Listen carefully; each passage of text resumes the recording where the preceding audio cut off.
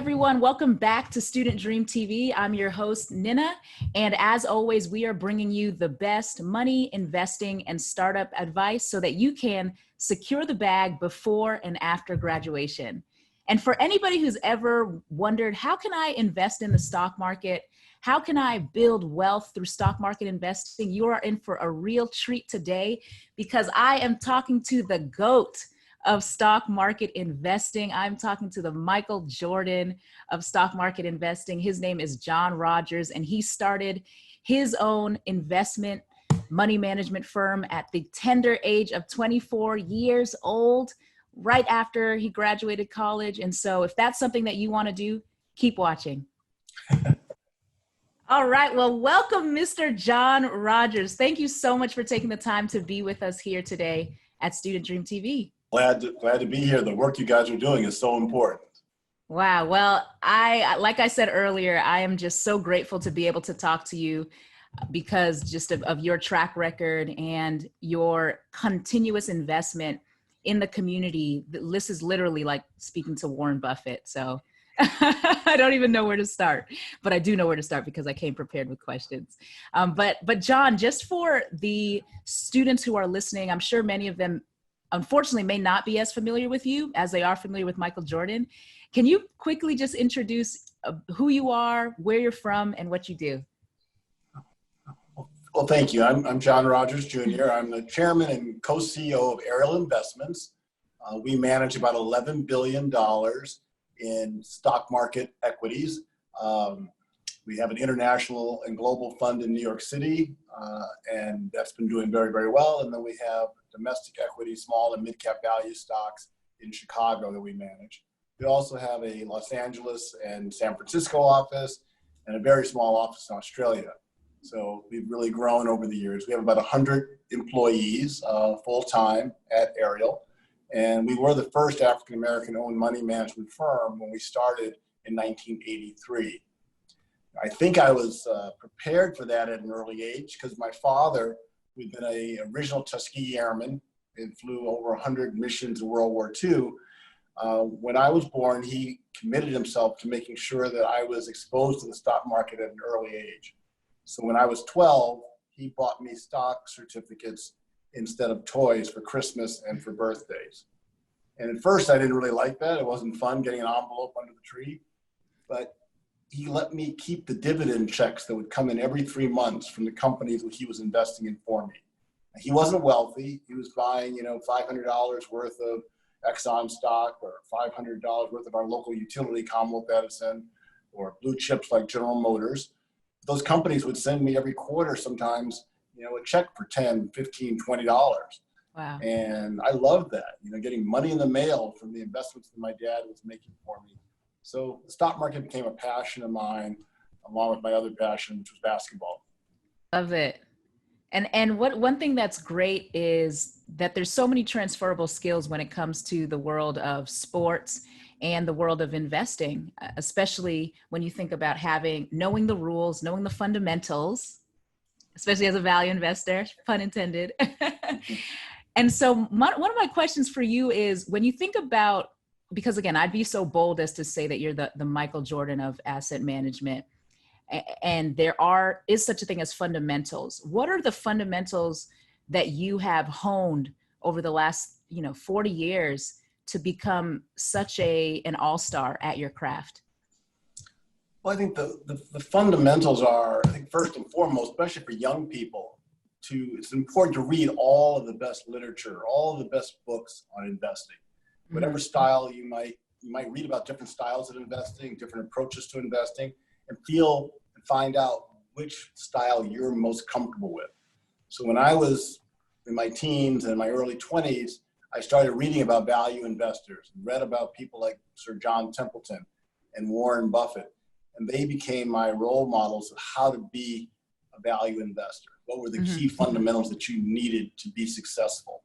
And the key thing when you read about Warren and you read about John Templeton, they were contrarians.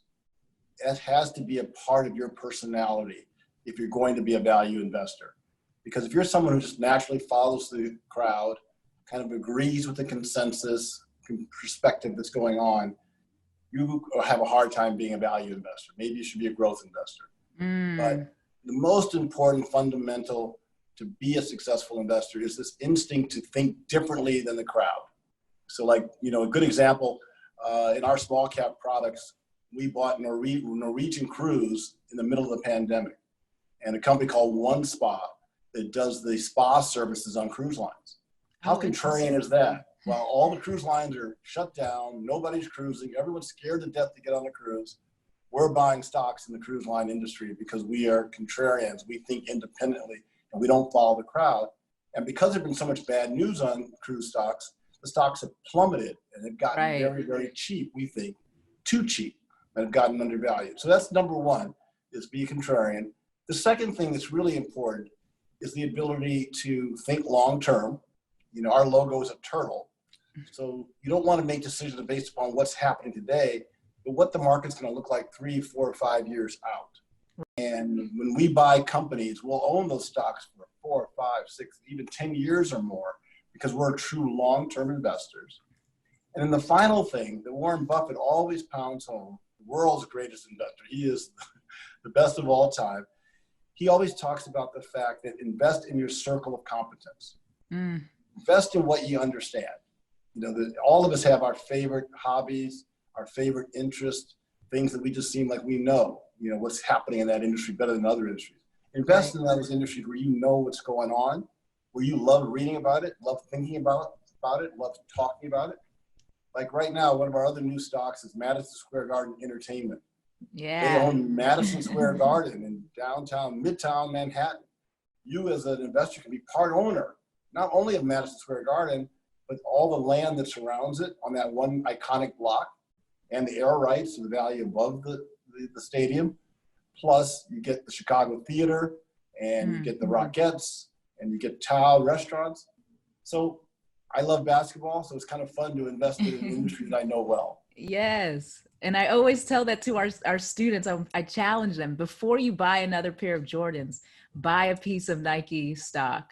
And that's exciting to even know. I'm sure for some of them listening, they haven't even thought, wow, I could own a piece of the Knicks, even though, depending on how loyal you are, that's a big investment. Yeah, they're not doing well, but you're in it for the long term. Yeah, my old classmate, well, he was a year behind me. My old teammate, Steve Mills, was the president of the Knicks. Wow. And for a long time, he just moved on about, 6 months ago now, or 3 or 4 months ago, really closer to that. And he hired a couple of our other teammates, Dave Blatt, who used to coach the Cavaliers, and then Craig Robinson, who was Michelle Obama's brother. He was the head of player development and the G League efforts for the Knicks. So it was kind of fun. I've always been rooting for the Knicks because they had 3 of my former teammates that I played with at Princeton when I was captain of the basketball team there. Good leadership. Well, I'll say a prayer for the Knicks. And so my next question, one of the things you mentioned is circle of competence, and that's so critical in terms of navigating the world of investing. And so as we look at the next 3, 5, 10 years, because I know that Ariel's normal time horizon is 3 to 5 years, what would you encourage young people to be building their circle of competency around as you look at the industries of the future? Well, that's interesting because the young people have a chance to adjust their thinking and figure out what they really want to focus on. And, but there's got to be something you're comfortable in, because if you're not a technology person, maybe you don't want to be trying to guess what the next Facebook is going to be or who's going to be the next Google. But if you actually do really well in technology courses and you're a natural at all those things, that's clearly going to be a growth industry for the future. As the world becomes more and more digital, it's be pretty cool for a young person to be an expert in those areas. They'll be able to make better decisions, pick better stocks, and it'll work out very, very well. For me, the other sectors that we're working on these days, one is that I run a financial services company. I'm Co-CEO with Melody Hobson. We invest a lot in the financial services industry. And the nice thing about the financial services industry, when we own stocks like KKR, which is the largest one of the largest private equity firms in the world, they invest in private companies and then take them public one day.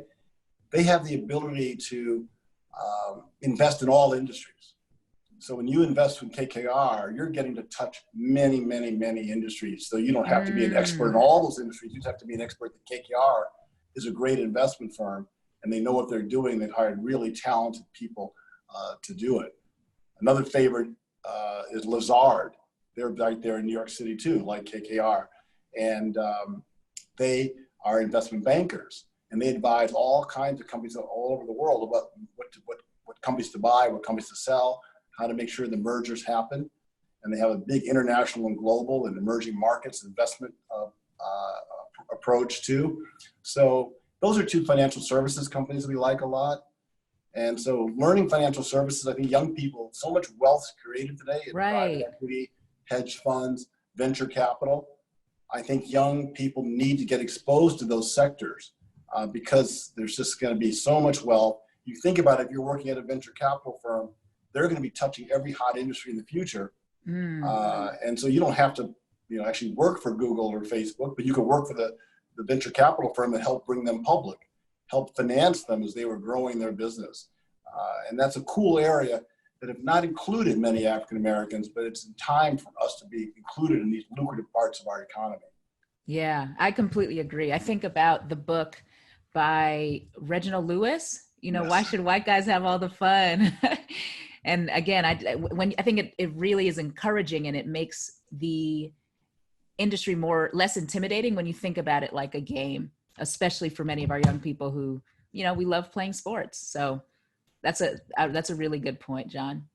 Yeah, one of the things I also tell young people, when you get to your college or or your graduate school, wherever it happens to be, they all have large endowments. Princeton has a $26 billion endowment. They probably have close to 40 people that oversee that endowment that work in Princeton. If you work in an endowment office, the head guy probably makes $5-10 million a year overseeing the endowment. So it's a pretty cool career to be an endowment head. But of course, if you are working in the endowment of one of these large institutions, you're going to learn about private equity, venture capital, hedge funds, international investing, real estate investing, because that's how they invest that $26 billion. And you're in that ecosystem once you start to work there. Most schools have internships, often paid internships for young people to get exposed to that endowment world. And typically, people of color have not been included in that. And one of the things I'm working hard at, trying to make sure we can get as many young people of color into this endowment world. That's great. I'll make sure to look into that for our youth here in the city. Yeah. And so one of the questions I have, and I mean, literally you are the epitome, and I'm not just saying this just to gas you up. I'm just saying it because it's legitimate. You are the epitome of the student dream. When I think about someone who their parents they were in that community of exposure at a young age, and then they took the risk to go out and move out on their own after getting a bit of experience.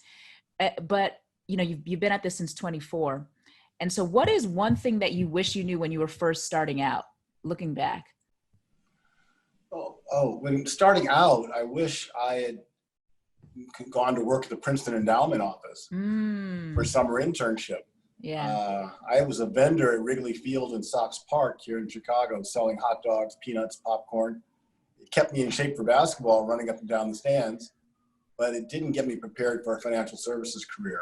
So that's the number one thing I missed out on. I think the second thing is when I was starting Ariel, one of the things we believed in is the one way to be successful is to be very, very focused, which is important. You want to be the best at what you do. Mm-hmm. But I think earlier on, I could have helped, with Melody Hobson's help, my co-CEO, figure out other investment vehicles and opportunities in the investment world to take advantage of. Maybe we could have started a private equity firm to go with our long only. Maybe we could have started a venture capital fund. It wasn't something I was familiar with, though, because I hadn't been exposed to it, until it was kind of too late. So I sometimes, that diversification would have been something that could have helped. You don't want to be too diversified because you always want to be able to talk to customers and explain to them why you are the best at what you do. And that you're going to add value. And your products are innovative. Your insights are innovative. you're going to have great performance because you see things that other people don't see. Well, I know you have a 12:30. I would absolutely stay here with you for another 30 minutes, but Victoria may get upset with me. This has been perfect. Yeah, this is again, thank you so much. It is my aspiration to open up my own investment advisory firm, so money management, and this is like, I would say this is like Jordan talking to Kobe. So, all right, well, we'll stay in touch. Thank you. Absolutely, absolutely, John. Thank you so much. Have a great rest of your day. Bye-bye. Bye-bye. Thank you, Nina. Thank you, Victoria. I so appreciate you. No problem. Have a great day. Thanks, you too. Thanks. Well, everyone, that concludes this episode of Student Dream TV. And as always, my question to you is, what is next for you? You've received all of this information, all of these insights and advice on how to become an incredible stock investor. You've received all of this insight and advice on how to build one of the largest investment firms in the world. And so my question to you is, how are you going to take this knowledge and apply it? What's one thing that you can do today to apply to your life and change your trajectory? Does that mean getting a bit more exposure? Does that mean actually beginning to build your core competencies, figure out what your core competencies are? Let me know in the comment section below. And if you have found any part of this interview helpful, make sure that you hit that like button and let us know what else you want to hear so that we can continue to make videos like this for you to just benefit from and experience just the power of knowledge, information about investing, money, and the markets. Okay? So I will see you guys next time. Let me know. Let's get it. You can do this. Talk is cheap. Talk is broke, and time is money, so start now. All right? See you later. Peace.